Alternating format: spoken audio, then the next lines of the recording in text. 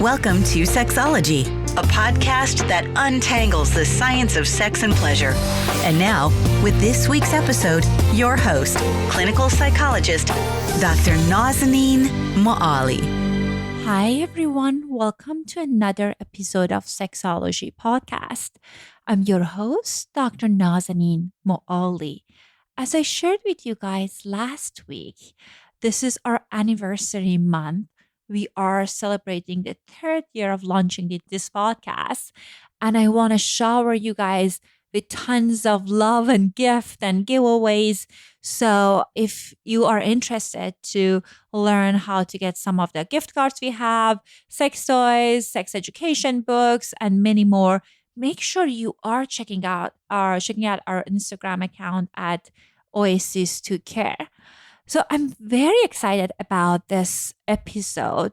As you guys might remember, we had this episode on Tantra few years ago, and I kept getting emails about you guys wanted to learn more about it, this kind of practical tools and strategies on what you can do to practice it in your personal life with your partner. If I'm honest with you, I was a little bit hesitant, even with the first one, because I know the focus of our show is exploring science of sex and pleasure. I love Tantra, but because of how it's more a holistic approach, we don't necessarily, at least I don't know of a scientific peer-reviewed journal that published articles on the topic. So I wasn't sure if this would be a good fit for our show. But again, you guys had so many questions about Tantra, and this is something that I have no experience in.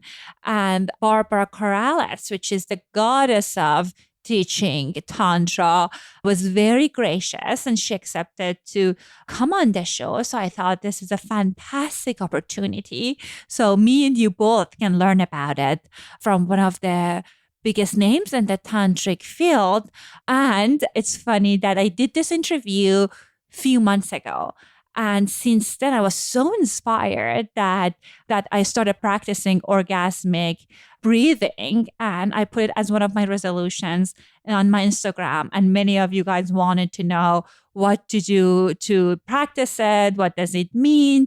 So if you were one of those people that you guys were curious to learn more about it, this is the show for you. This is the episode that can teach you more about orgasmic breathing, Energygasm, and Sex Magic. So Barbara is the founder of Urban Tantra, a hot and healing approach to sexuality that adapts and blends a wide variety of sacred sexuality practices from Tantra to BDSM. She's the author of Urban Tantra, Sacred Sex for the 21st Century, now its second edition. Ecstasy is Necessary, a practical guide to sex, relationship, and oh, so much more, and luxurious loving. Oh God, I love every single word in that sentence. Anyhow, if you want to read her extended bio, make sure you are checking the show notes. Without further ado, here's my conversation with Barbara Carrellas. Hello and welcome to another episode of Sexology Podcast. I am so excited and honored to have Barbara Carrellas on our show. Did you pronounce the last name right? You did. Excellent. I was sharing with you before we started recording that how excited I am for this conversation. We had someone talking about Tantra as a form of lifestyle, but I know that in your book, in your workshop, you talk about it as people are kind of incorporating that in their life and also in their sex and spirituality. So I want us to start talking about what is Tantra. Well, to me, Tantra is a heart-centered, embodied spiritual practice that embraces every aspect of life on earth, including sex, but not limited to sex, as a path to spiritual enlightenment, or however you define enlightenment, growth, transformation. Mm-hmm.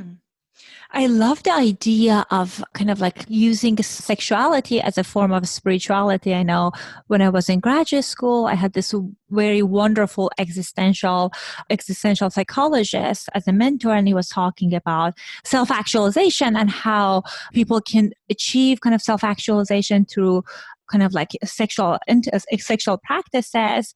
So I've been kind of interested in topic. But I feel like even in my sex therapy training, I didn't have good, solid kind of information about how is that possible. So tell us about, if someone want to enjoy tantric sex with a partner, what are some of the rituals that they need to have in place? What are some of the kind of way that they can approach it? Okay.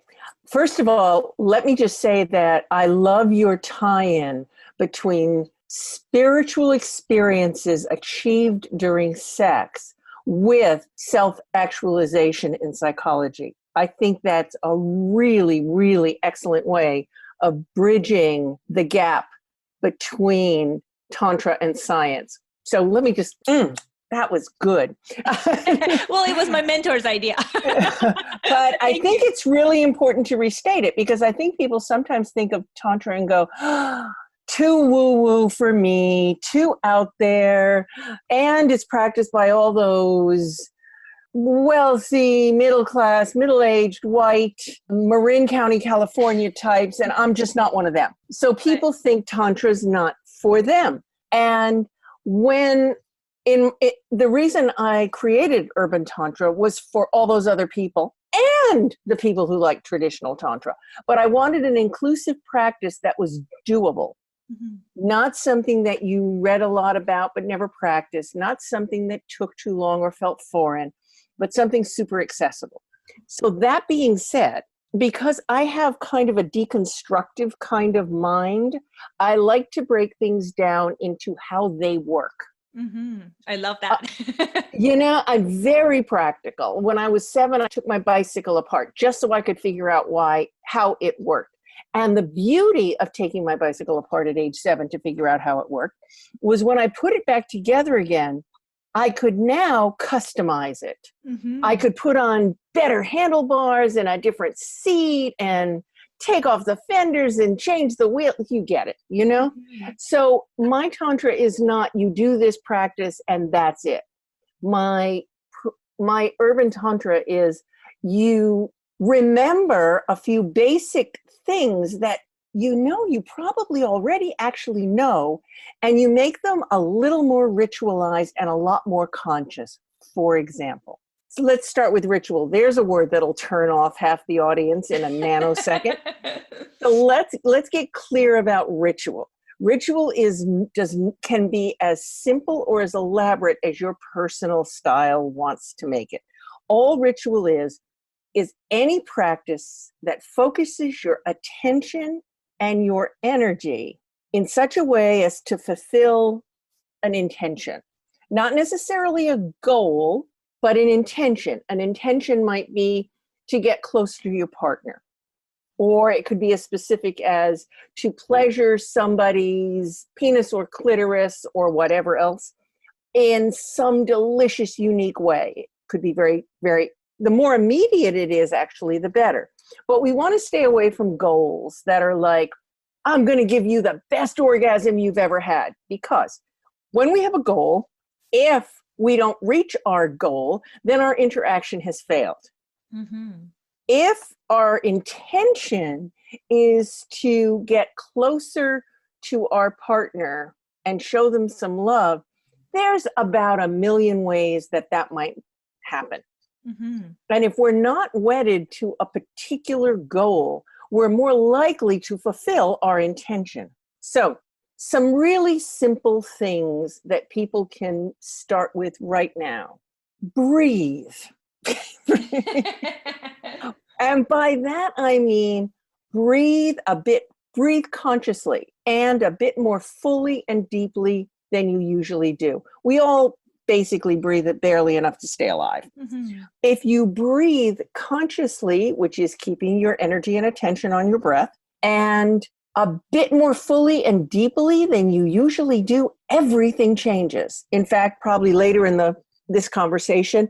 We'll even talk about how that simple instruction can lead you into a kind of orgasm you can have without even touching your genitals or having anybody else touch them. But for now, let's just breathe. And you can do that right now as I'm talking. Just breathe a little more fully and deeply than you usually do. When you breathe that way, and especially with a partner, you fall into a kind of trance state. I don't mean like drug-induced, although if you do it long enough and consciously enough, it will feel that way. That ought to get people to do it, don't you think? You will fall into a kind of trance state. And if you breathe together, you really enter that trance together. You can practice mindfulness. Now, all mindfulness is keeping your attention focused on your intention. Like I said before, whether your intention is to perhaps suck that nipple more delightfully and perfectly and just the way someone likes than you ever have before, that's a great intention. If you have your mind completely on that, you could give somebody a nipple-gasm. If they were breathing a bit more fully and deeply than they usually do and focusing all their attention on receiving that touch, even more likely they could have a nipple-gasm.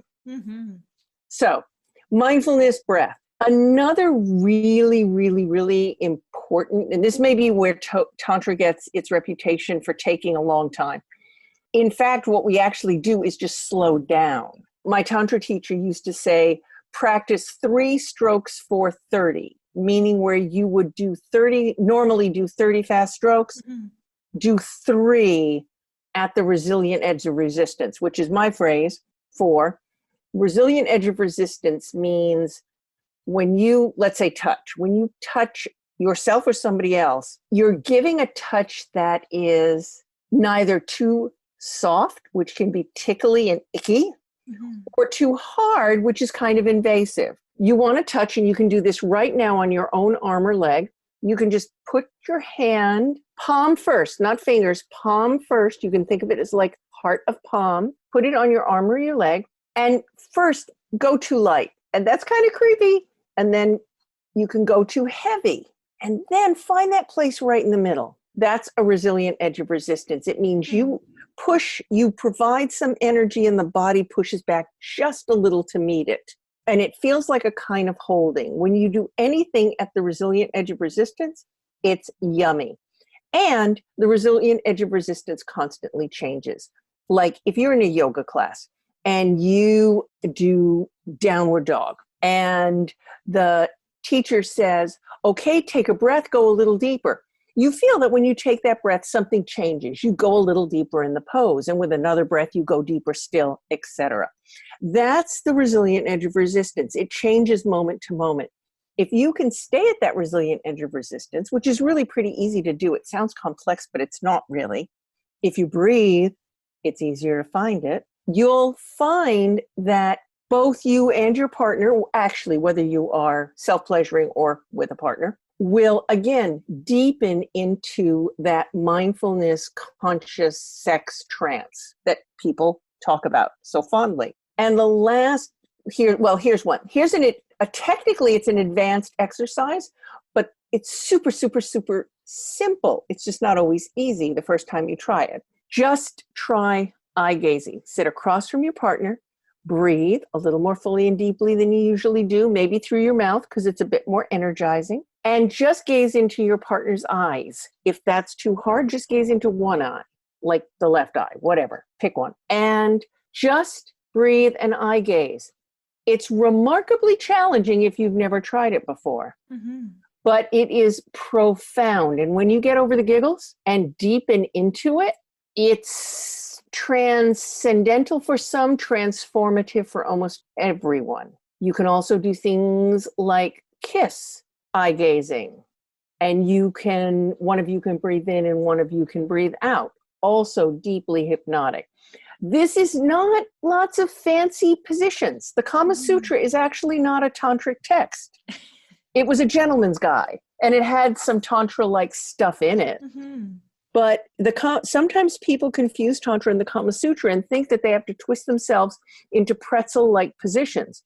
But it's not true. What we really do is get more mindful. We start to learn how energy flows between bodies and within ourselves. And we focus on connection and on allowing instead of doing. So much sex is, how do I do this? Mm-hmm.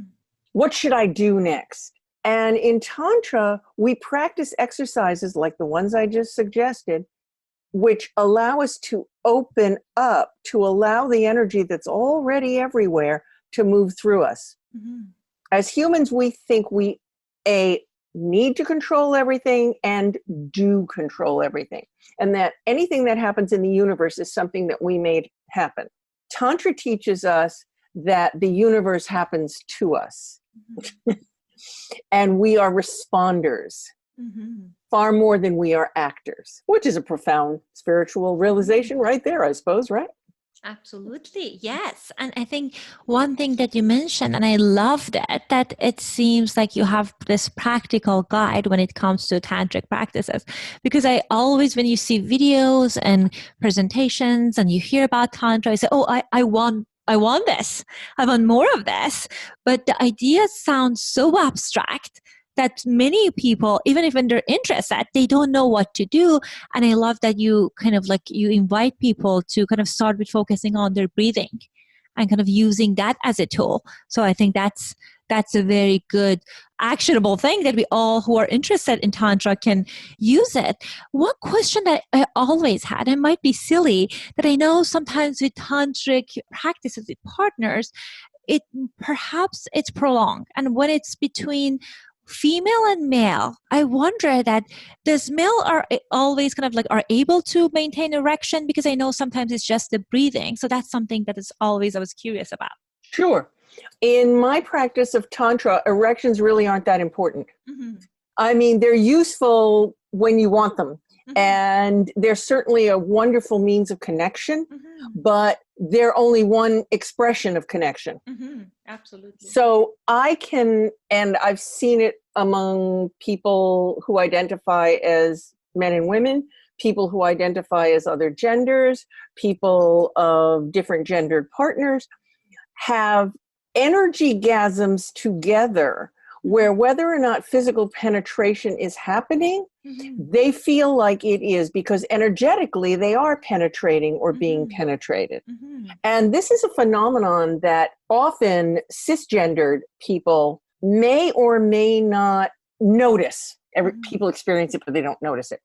Whereas I did a survey among trans and gender nonconforming people, and I asked them if they had ever experienced energy genitals, and some meaning the feeling that a genital is there when physically they know it isn't actually. And 60% had.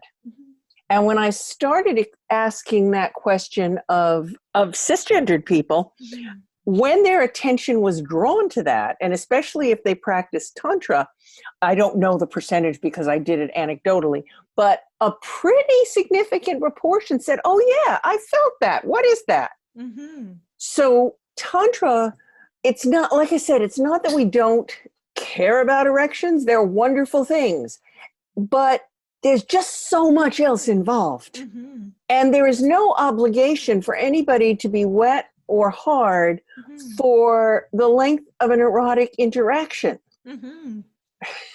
Right. You know, because we can do that if we want to do that. But there are so many other paths to ecstasy and connection and orgasm.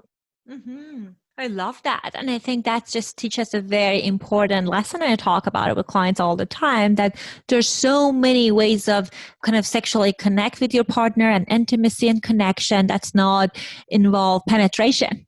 And when I bring up kind of like these breathing exercises I don't teach Tantra because that's not something that I've been taught kind of like to work with clients. But when I talk about breathing exercises, and that's the first anxiety that my clients have, I say, okay, let's kind of pay attention, do this mindfulness element, add this mindfulness element. And my male clients are sometimes feel anxious about what if I lose the erection? But I love that you're talking about that's not necessarily the goal of this activity and this practice. But let me give you even another one. In my book, Urban Tantra, I have a really significant section on erotic massage. And there's an erotic massage for people with pussies and people with penises, because I like alliteration. And the erotic awakening massage for people with penises is the most amazing way to pleasure a penis, and it does not require an erection. I mean, if there is one, that's great, but it does not require one. And it really helps men get into feeling the sensations, as opposed to, here we go again, thinking they have to do something, and that if they don't have an erect penis, they can't do what it is they're supposed to do. And anyway, so that might be of use to some of your male clients, the erotic awakening massage in Urban Tantra. I love that. And I think even sometimes kind of taking the focus away from kind of like you got to have erection, that can have this paradoxical effect. But you were talking about something that I was very fascinated when I was reading about it in your book, and it's been a recent kind of area of interest for me. So tell us about energygasms. What are those? Breath and energygasms are a technique that I learned from my first Tantra teacher. And in essence, or in practice, it is breathing more fully and deeply than we usually do, and having a few other little techniques in your back pocket to keep your focus on your breath.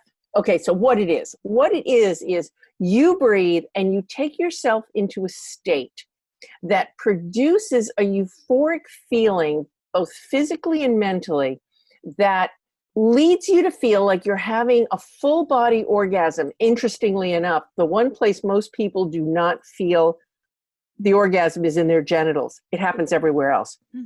So not only can you use this technique on its own, or bits and pieces of it on its own, and I'll explain in a minute, but you can also use it with a genital orgasm for sort of a double effect.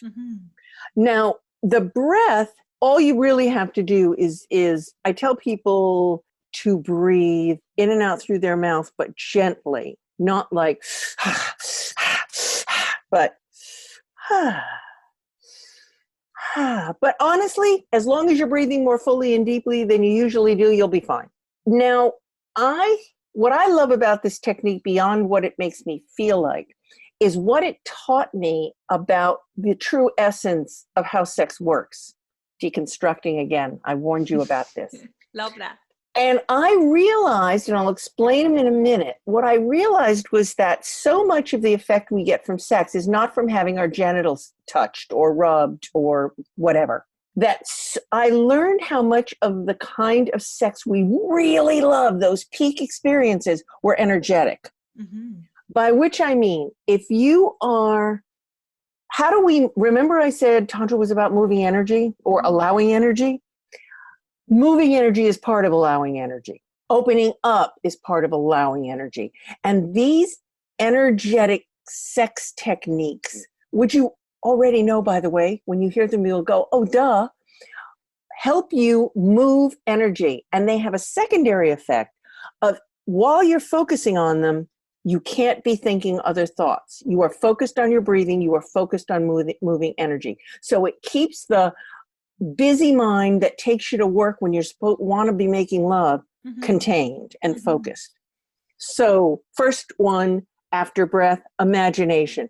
If I'm telling you in a meditation to imagine your lower belly filling with yummy, juicy sexual energy, your mind is occupied. Maybe you're seeing stars down there. Maybe you're feeling warm honey in there. Maybe you're hearing deep sounds, whatever, however your imagination works. It is actually true that you can move energy with your mind. If you were to focus on any body part exclusively for 10 minutes and put all your attention and all your breath into it, trust me, at the end of 10 minutes, that body part would feel very different, because energy really does follow thought, especially in Tantra. But I believe the quantum physics people have proved that too. But anyway, so we have imagination.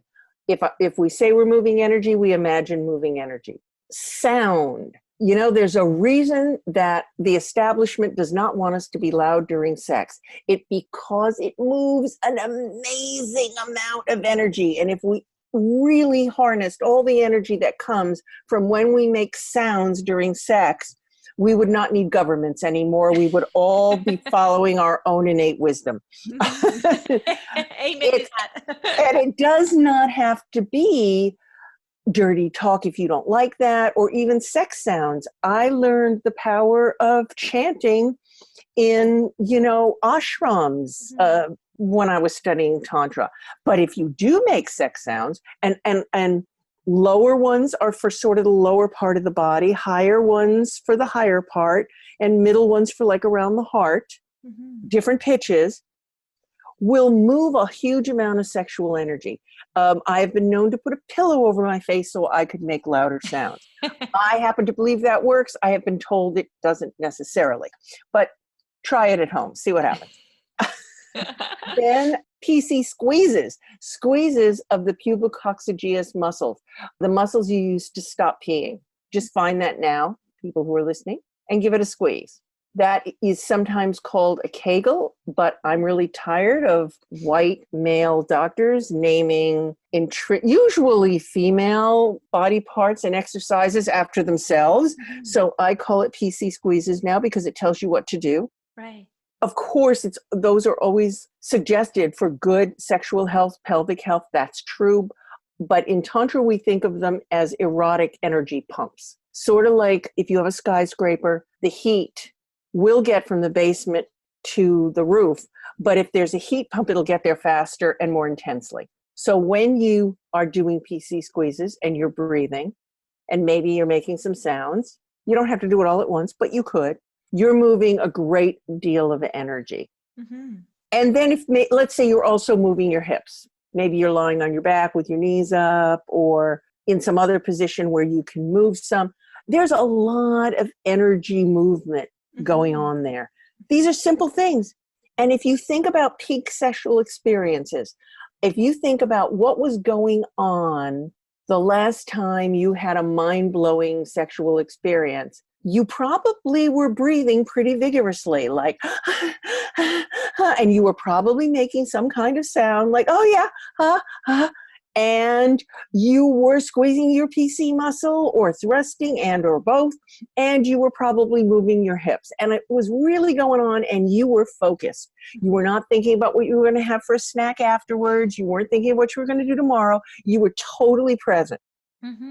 All of that are energetic techniques. You then add the genitals, and yes, that's important, but it wasn't all that was going on.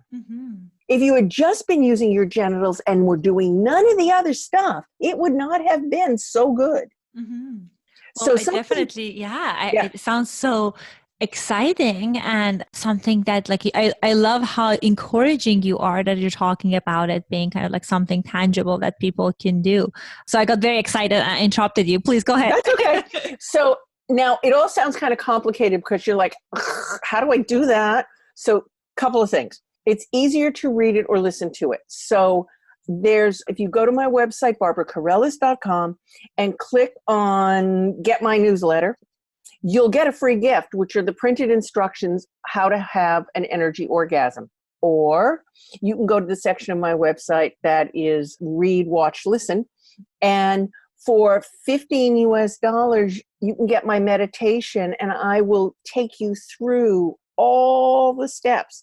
You can just do it along with me and breathe yourself into your own energy orgasm at home. You don't have to go to a workshop. It only costs $15. What a deal. And it is helpful. I recorded it because my students said, oh, but could you record it because it was so easy when you did it at a workshop and guided us through it. So it's easy, but it's helpful to have guidance at the beginning. And then once you've learned it, you can just do it. Love that. And I think I'm definitely going to try it out. So one thing that I discovered before is, so I have this kind of erotic app that's like designed for women. It was gifted to me by someone else and the founder. And I randomly discovered the section they have on orgasmic breathing. And what was interesting, I was like, okay, let me try this. And I noticed that I usually always do some kind of a mindfulness meditation in the morning, but that those mindfulness meditation exercises or guided meditation ones, I find myself getting distracted. But I think with this kind of breathing, it's easy to focus. So I'm very excited to check out your recording, because it seems like you even perhaps take us deeper in these practices. Yeah, and then once you've learned it, you can do it shorter. You can just borrow some pieces of it. You can totally make it your own. It'll just get you started. Mm-hmm. I don't believe that there's just one way to do anything. Well, it seems like you've been teaching it nationally and internationally, so we would love to learn from you. Something else that you had in the book that I thought was very interesting was about sex magic. And as we were talking about it, I realized that I didn't grasp the concept, so it was even better than what I thought it is. So please tell us more about that. Well, sex magic, actually, it's such an ancient practice, really, and it got popular again in America around the beginning of the 1900s. And Aleister Crowley's sex magic, I'm going to tell you what it is, but first a little history. Aleister Crowley's sex magic got kind of tied up with Tantra just because two communities collided. So there's this sort of connection between Tantra and sex magic that is a very new American thing, despite the fact that people think, oh, that's ancient. Nah, probably not. But I think that that sex magical practices have gone back a long way. And again, I like to keep things simple and doable. So if you are a magic practitioner, you can obviously fold sex magic into whatever kind of magic you already do. However, my simple version of it is really like orgasmic prayer. And it all started early on in my tantric practice, actually even a little bit before that, when I was a student and friend of the metaphysical teacher Louise Hay. And many years ago, in the middle of the AIDS crisis, she was suggesting not only that we love ourselves and teaching us how, but that we also send love ahead of us to someone or some place on the planet that needed love. It was a lovely, personal, kind of embodied prayer, and I liked it a lot. So me, being an overachiever, thought, oh, instead of just love, what if I sent orgasms? I'm sure you're more welcome. Yeah. And, in that moment, I thought I discovered sex magic, because that's how humans are. But in fact, I did not discover sex magic. I did not discover dedicated orgasms. They've been going on for ages. However, what I found when I dedicated orgasms, and by dedicated orgasms, I mean like setting an intention, and I'm going to tell you how to do that in a second.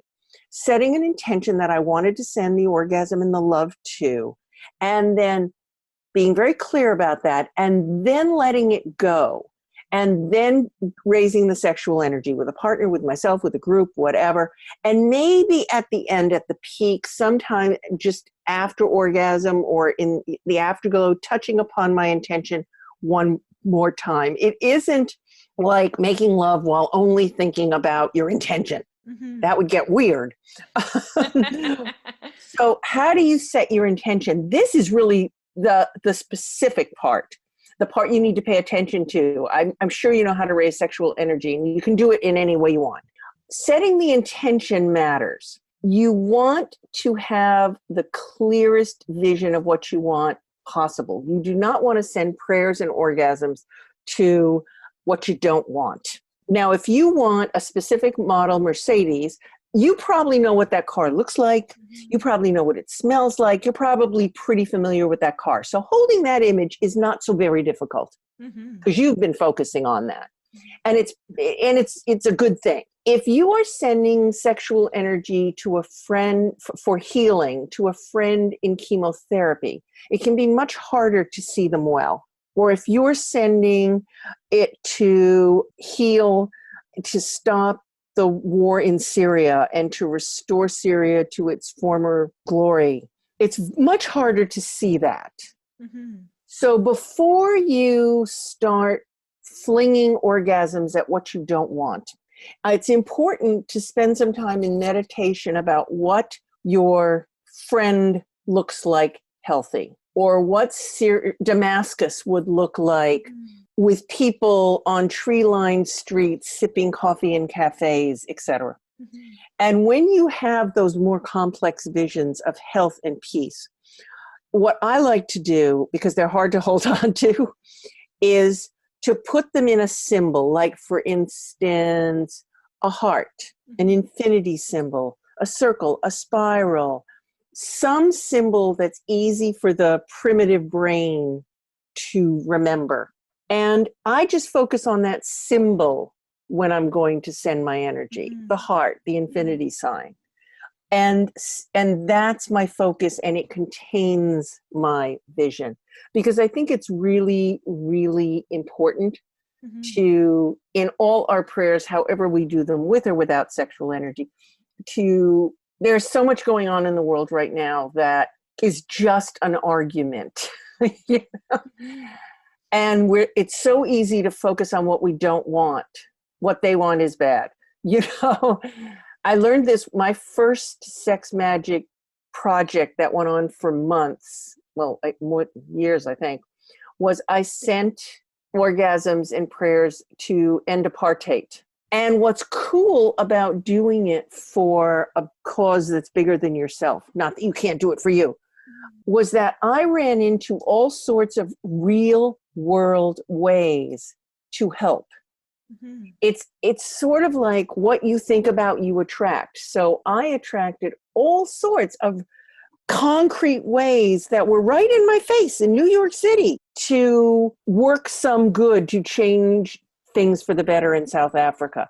And I've noticed that every time I have focused sex magic on something for a prolonged period of time, that happens. Love that. So you're sending the energy, and also it brings out this concrete action that you can take based on your values and the goal that you have with that. Yeah, and it's like any prayer. It's not the only thing you do.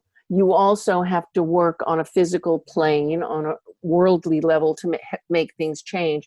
But when it's supported with a spiritual intention, as you so well said, in alignment with your values, I believe our efforts can have a bigger effect. Love that. So I know that didn't sound all sexy, but sex magic actually is very sexy and very empowering.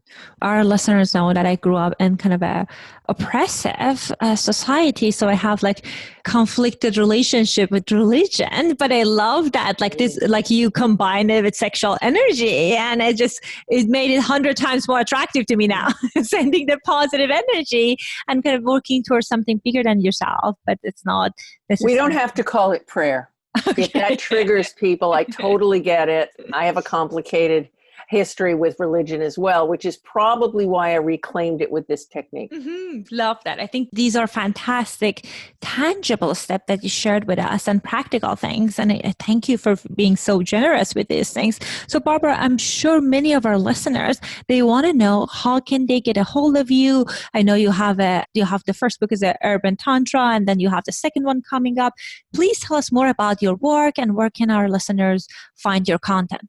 You can start at BarbaraCarrellas.com. That's CARRELLAS, but I'm sure it's on the homepage of the podcast.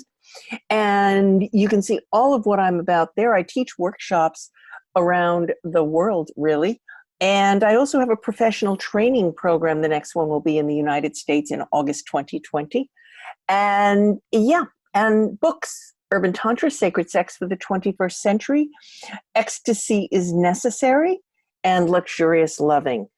Plus recordings in the breath and energy meditation and all sorts of other stuff. But you can find it all at the website. Excellent. So Barbara was so generous that she sent us the links. So you guys, if you want to check out the URL, it's going to be on the show note. Barbara, thank you so much for taking time out of your busy schedule and coming on our show. It was lovely to have you this episode. A pleasure to talk to you as well. Have a great night. I hope you found our conversation helpful. I've been having this ongoing debate with my own friends that whether it's possible to purely experience orgasm just through breathing without genital touch. So let me know if you master it, if that's something that you've been practicing. I'm certainly at the very, very beginning step of this process. At the end, I wanted to thank all of you guys who wrote us honest reviews in iTunes and Stitchers. I wanted to give a shout out to Etmora. I hope I say her name right. She wrote best sex podcast I ever found. Etmora, I love you. Thank you so much for all your kind comments that you wrote in your review, which is a paragraph long. I'm not going to read it on the air. But if you guys enjoy this show, please show us some love with subscribing and writing a review. I love you guys. Make sure you are entering our giveaway, and I'll talk to you guys soon. Thanks for listening to the Sexology Podcast. For more great content, visit www.sexologypodcast.com. Please be advised that information presented on this podcast is not a substitute for seeking help from a licensed mental health provider.